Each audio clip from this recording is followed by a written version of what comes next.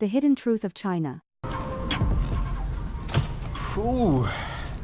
So, good morning right now from the Shanghai Pudong airport. So first of all, in terms of getting into the country, that's going to be the most interesting part, because I supposed to not need any visa depending which passport you have. He traveled there without receiving any compensation, just to convey the true image of China. The Australian influencer, who entered visa-free, originally had a favorable view of China. However, that expectation was completely shattered just 1 hour after arrival. Fingerprints. Right, and the last thing is to quickly fill out here little arrival card. Looks like I'm the only person here right now. All right, let's get out of here. So we got all our documents ready to go for immigration, but before that, real quick, if you're traveling, for me to stay on this safe side, that is where Safety Wing travel into Shanghai. So looks like there will be the last stop before we're inside. Please hold the handrail in the luggage. Watch your feet. Okay. Take care of the elderly and the children. So visa on arrival, travel document. Let's go. Just passed through immigration. Took me literally. Airport staff treated his luggage as a suspicious object and did not return it to him. Super nice young lady, spoke perfect English. And like, it was really like friendly. She's like, yeah, when do you leave? I'm like, this day. She's like, okay. The cause was a battery, but that bag contained all his worldly possessions. I think within an hour the metro is gonna start to run. That is my plan, what I want to take. And there's a couple of options we have here. So on the one side there's a Starbucks. McDonald's is not open yet. And I have to say, this was one of the smooth. The strange events continued. This was like Dubai style. You just pop in your passport. They're like, welcome. That's it. So there's a family market. There was not a single ATM where he could withdraw cash. He was asked to register for the Chinese app WeChat to make payments. And for, again, depends what passport you hold. When he went outside, airport staff arranged a taxi for him. However, this was also an unnatural event. Didn't even ask to see it going through. After some struggle, he somehow managed to secure another taxi. But no checks, no nothing. It's just from the perspective of, you would think, might be very strict. They might want to know everything, where you stay, this and that. Nah, quick paper, you give it to them, no other questions, and yeah, here we are. There were almost no locals who could understand English. Setting up shop for the morning. Let's see. In terms of payment, I've actually set up the local payment gateway, Alipay, with my credit card. I haven't tried it yet. We'll see if that works and how that works. But yeah, I'm opening. Oh yeah, we got a Monster Energy Ultra Sunrise. All right. So some new products. I absolutely. Despite being in the center of Shanghai, the whole city was dimly lit and gloomy, looking just like an uninhabited ghost town. So and maybe we can also find an ATM, get some cash, just to have that on hand as well. First impression of the Chinese drinks, that's pretty dope. They have a Monster, first of all, lots of different flavors, some nice little zero sugar caffeine, and then the Sprite Zero looks absolutely gangster. I mean, look at that. I'll take a look. So how many days in China? 7 days. Even when he arrived at his booked hotel, he wasn't shown to his room for a long time. So this is like 1 month, or what is it, short-term plan? Yeah, this is the word. Is it 1 month, or? Oh, 1 month. Do you have something for 1? Although he wandered around the city looking for drinks and a SIM card, there were no open stores at all. It was as if the functions of the city had completely stopped. I'm okay.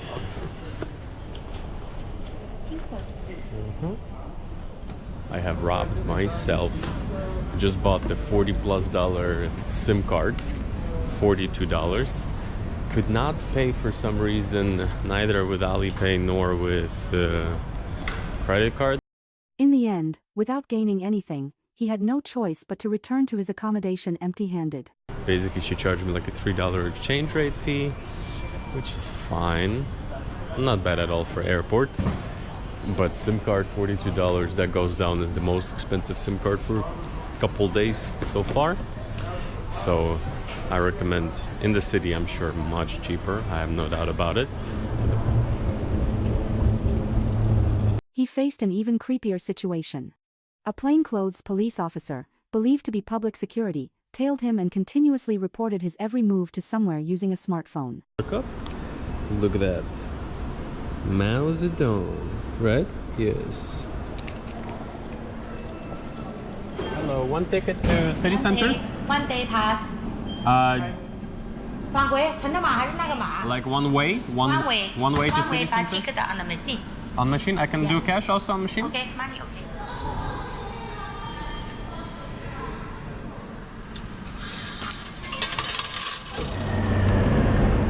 Honestly, surreal. A bit surreal to be here right now. Let's get to the city. He finally got information about a store that handles SIMs. He needed to contact the airport as soon as possible to confirm the whereabouts of his luggage. His expectations were in vain, and the store's shutters were down. The liveliness was lost, looking just like a ghost town. The internet is flooded with videos of YouTubers who receive compensation from the Chinese government to praise the country. The videos that appear at the top of searches are actually just part of the propaganda. Areas where foreigners can enter are strictly restricted, and influencers are just mouthing words of praise only within permitted areas. On the other hand, travel influencer Watson went to China alone without any guides. From the realistic perspective of a foreign tourist, he captured the unvarnished truth of China on video. He was stuck in long queues at the airport, and furthermore, on the way to his accommodation, a bizarre sight with not a single soul around spread out before him. To come here to China for myself, turn on the camera, show you what life is really like for the locals here, because I know that my personal opinion about what I thought China was or what I think China is completely wrong. I don't know exactly how yet, but we're gonna find out in this video. So today I'm exploring. Even if he wanted to enjoy the scenery, the view was completely blocked by severe air pollution. The cause is the outdated reliance on coal, vividly illustrating the lag in industrial technology. Garbage was scattered everywhere in the urban area, and a constant strange odor of unknown origin plagued them. What tormented them the most was not poor infrastructure like toilets, but the food itself. I need to download this app called Didi, so like an Uber, a ride-sharing app. We're going to... Oh yeah, I can't set it up without a verification. Meals served on the streets and in stores emitted a strange odor, and most of them were ready-made foods in pouches that were simply taken out and heated. In other words, they were not cooked in a kitchen, but merely heated in hot water. Furthermore, he constantly felt someone's gaze from his surroundings, and he reflects that it was the Chinese public security. Oh, thank you so much. 谢谢. Bye. 你好. The purpose of the public security keeping a watchful eye is to prevent foreigners from entering the undeveloped, poorest areas. These are harsh slums where people fight over food, places that the government wants to conceal. The discomfort continued. The toast bought at a food stall was, according to him, tasteless and odorless. Videos are circulating on the Chinese internet showing bread that doesn't rot at all even after being left for a year. Excessive preservatives are used, making it something even locals won't eat. I almost get hit all the time. You don't hear them coming. But look how many bikes there are. So many people use the motorbikes to get around here. Not motorbikes, electric bikes. I keep calling them motorbikes. Everything seems to be electric. It's so quiet here. I love it. I can't believe I'm in China. This is crazy. An even more unbearable ordeal awaited. American.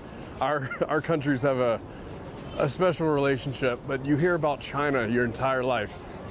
Even from childhood, obviously, because it's such an ancient country. And this city, Chengdu, I think has kept this name for 2,000 years. So you hear about the ancient history, but then obviously they're in the news for a million other reasons in recent years. I'm home. McDonald's. I found the McDonald's of China. I need to go get some Chinese food first, I think. This is the main shopping district of Chengdu. You have all of your designer brands. You've got Dior, Fendi, whatever that is. You've got a giant panda climbing this building over here. She revealed her raw, honest feelings. Normal to me. You do have some cameras right here. You even got a Starbucks over here. There are a few American chains I've seen, but the only food chains that I've seen are KFC, McDonald's, and Starbucks. Look how nice and clean it is. You have this woman over here cleaning. Is this what you thought China would look like?